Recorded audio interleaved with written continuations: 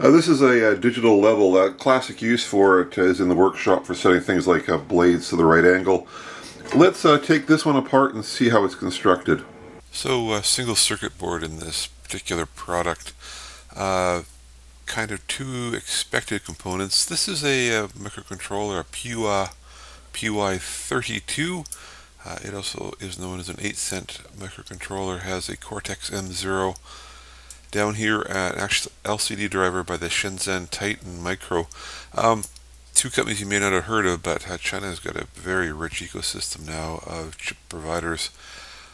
Almost certainly, though, the bit that actually makes the measurement is sitting under this black epoxy blob.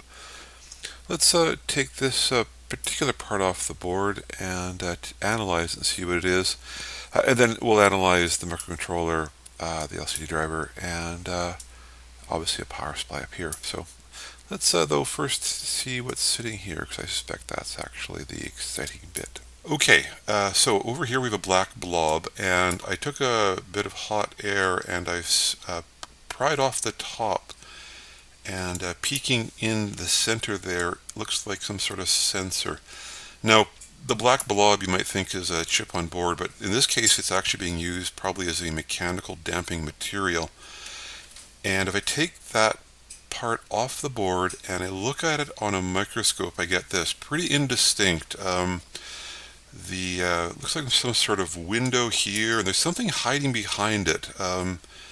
If I do some magic here, this is my microscope, and I'm going to pull the focus from the top, and I'm going to come down. It's absolutely magical. Just watch what happens here as I change the focus plane. Okay, cool. So there's some sort of glass window, and hiding behind that glass window is a semiconductor. Let's sort down what that semiconductor might be. So here's the die photograph. If we zoom in a little bit, you can see some traditional areas, like for example, this is a digital section, some sort of gates. These are probably pads which take the signals out eventually. Some sort of analog type function sitting there. There's something masking though, there's something hiding on top of this bit of silicon. Same thing on the other side, lots and lots of analog stuff going on. So now one other thing we see here, there is actually the maker Memsic, and the word pointer, although that doesn't appear to be the product they sell it under, but this company name Memsic, really important bit of data. We're going to find out this is actually a really interesting bit of silicon. Okay, I took it apart, threw it into some acid, and I dissolved it, and you can see a little glass sarcophagus basically here, and you can see there's a hole in it.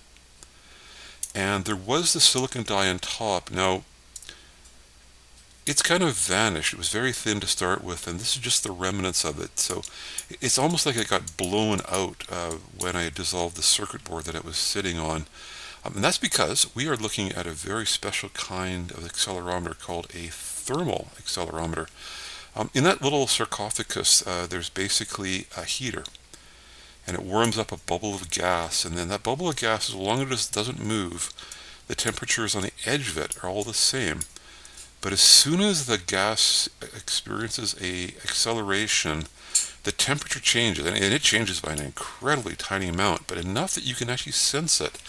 Now, that's really neat. I'm almost certain that this is the MCX 4005, and here's the picture. Basically the enclosure up here holding a little tiny bubble of gas, and then there's a MEMS type structure below it, and then some CMOS. It's all on a single die.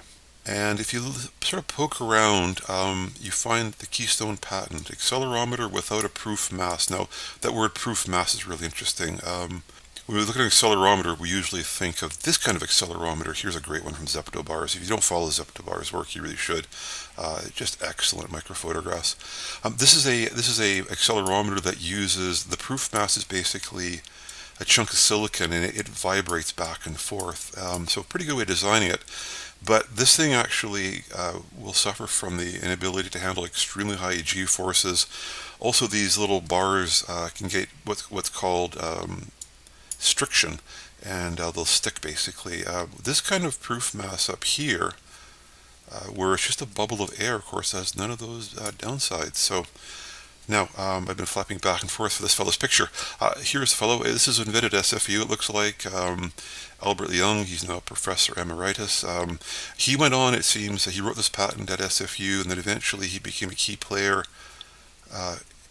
He became a key player in Memsic, and I believe this is the output of his work. So, a truly innovative bit of engineering. I must say, I never realized you could build an accelerometer out of just a little bubble of gas. So, pretty darn neat. This is the next I photograph. This is the controller. It's a PUA PY32 class controller.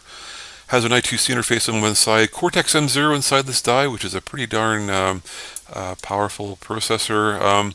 It goes under a few interesting video names. The 8-cent microcontroller, you see some YouTube videos on it.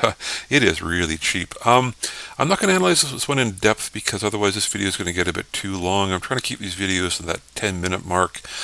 Please leave a comment in the video below if you'd be interested in seeing a longer form video or if that 10-minute mark is about right. This die mark just indicating yes, indeed, it's as it was marked externally, a PUS semiconductor. The other big bit of silicon was the LCD driver. The big thing about an LCD driver is you basically need to generate about 10 or so volts to drive it, and that's the part of this die here, a large switching transistor. This one has the interface on this side here, and then it drives off into a multiplex LCD display, so a standard bit of silicon. Let's take a look at the actually, we're going to go back a little bit now in this video that we've analyzed the silicon. We're going to take a look at the performance of this gauge just before we're torn it down. It turns out it's actually a really well-designed gauge. So just looking at the back of the box here, just to look at what it claims for capabilities. Claims a 0.05 degree resolution. It's accurate to plus or minus 0.2 degrees. So it would be, of course, good to see if whether or not this gauge, as I received it, is meeting its criteria. So I just got the gauge now sitting on a table here. It's an XYZ stage with a tilter on the top here. So it's meant for optics work. I can actually adjust it to very precise angles. You can see it's reading 0 here, which is of course great. Now if I flip it, by definition, of course, it should read 0 on the other side. Now it says 0.05, which actually is not too bad within resolution. It reads 0 on this side here, and it reads 0 on this side here. So actually the gauge is performing quite well. This is well within the accuracy posted for the product. So even though this is actually a really cheap gauge, it actually seems to be pretty good. This leaves just one more circuit worthy of a bit of investigation. There is, of course, a power supply, a couple batteries on one side, and that has to be regulated to a reasonable voltage for all the semiconductors.